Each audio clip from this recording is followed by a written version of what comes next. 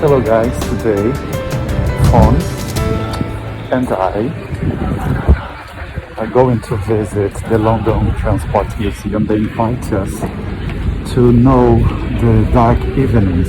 It's a series of events happening on Thursdays until 12th of November. It's a moment to visit the museum in the evening to the night. The museum is going to close 10 o'clock. And we can explore more and better the history of the public transport of London and the oldest tube in the world. Don't forget to keep the social distancing, even in the streets.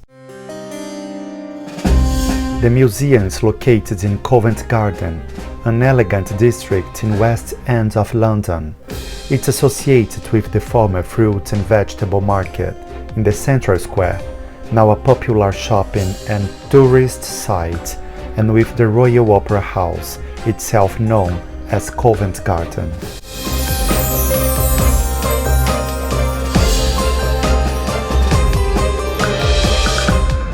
The museum is here in this beautiful and charming neighborhood of Covent Garden, close to the Covent Garden Market. Let's go to understand and explore more about the history of the public transportation in London. By 1654, a small open-air fruit and vegetable market had developed on the south side of the fashionable square.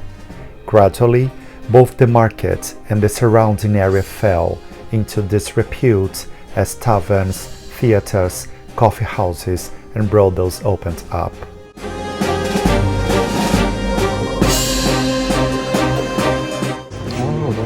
How much is this one? We arrived 30 minutes before our booked time, so we took the opportunity to visit the London Transport Museum's store. And believe, if you like the London's trains, tubes, buses, cabs, and everything related with this amazing universe, this shopping has almost everything you'd to get to start or complete a collection.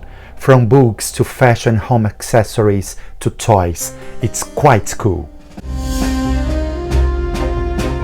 Now we are coming into the London Transport Museum, the LTM. Take a look at how cool is the entrance, a kind of futuristic project, a modern tunnel that takes us to the past to visit the most avant-garde public transport project in the world.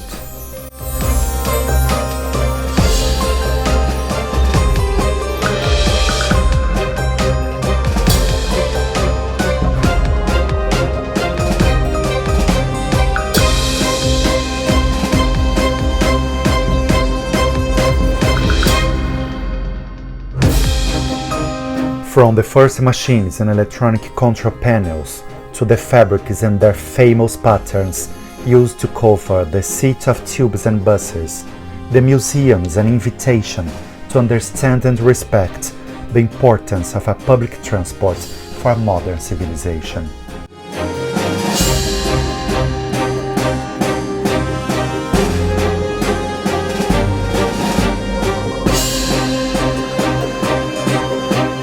As a publicist beyond a journalist, the hundreds of advertising materials made on the subway, both institutional and advertisements made for brands, of course caught my attention. There are loads, drawers and files of the original advertisements used mainly in the first decades of the 20th century, such as flyers and pamphlets. Obviously, at the Transport Museum, we can't help but see up close the history of wagons, trains and buses displayed there. The big star at the beginning of the tour is the subway's electric locomotive, the Moorgate 5 from 1922, managed by the Metropolitan Railway. This whole history of the London's public transport started in 1829. Years later, first subways in the world were used in their embryonic period on the services of the main Metropolitan line, only from City and Baker Street to Rickmansworth, 22 miles from London, about 35 kilometers. the most distant electrification point in 1925. This is the wagon number 4248, one of the 50 built in 1923 for the District Railway by the Gloucester Railway Carriage and Wagon, also with an electric motor, painted on the color scales of the current reds used in London transport. It had manual doors that needed to be opened and closed by the passengers themselves. They were known officially as G-stock. Metro drivers informally called them horse boxes because the cabins were so narrow.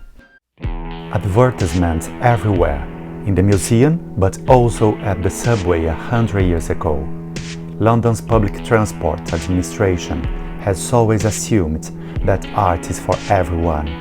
Since 1908, London transport companies have built a formidable reputation for the quality of their advertisements and publicity. And one of the best ways to popularize art was, and still is, through graphic design with cult and modernist advertising pieces. Important designers and visual artists were invited to sign the art of the advertising posters that were inside of the subway. One of the most emblematic that you can check out, there was an institutional campaign for the London Underground itself, called the Tate Gallery by Tube, signed by the artist David Booth and commissioned by London Transport's head of advertising, Henry Fitzhugh. The subway map was drawn with tubes of paint. This prototype, a true picture of contemporary art, part of the LTN collection, was photographed and reproduced on posters, a completely avant-garde result. Take a look at this impressive mock-up of London City while the companies were building the tunnels for the Underground, more known among the Londoners as Tube, and the first one in the world.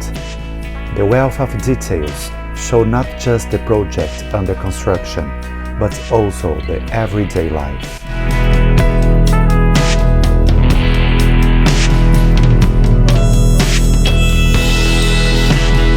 When the world's first underground railway was being planned, engineers were confident that they could design a locomotive that wouldn't fill the tunnels with smoke and fumes. This proved unrealistic. The trains weren't electric. The atmospheric pollution was terrible. A journalist described a trip on the Circle Line as much like the inhalation of gas preparatory to having a tooth drawn. Let's talk about gender equity. The first registered woman to work for the corporation was Miss Armstrong. In 1914, more than 2,000 women were registered on British railways.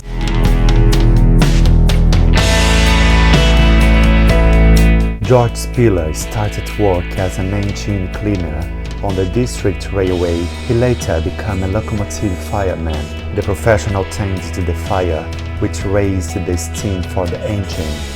George is seen here about 1903 aboard steam locomotive number 53. Look how were the coaches inside. The first class had a lot of internal space, with wide seats and covered with a special fabric, with exclusive prints and patterns, and one of the trademarks of transportation in the city. Exclusive coaches for the ladies, a symbol of misogynistic society that evolved through the time. Unfortunately, some countries and cities, as Rio de Janeiro in Brazil, still there are coaches for women. One tried to avoid sexual abuse and harassment on the trains.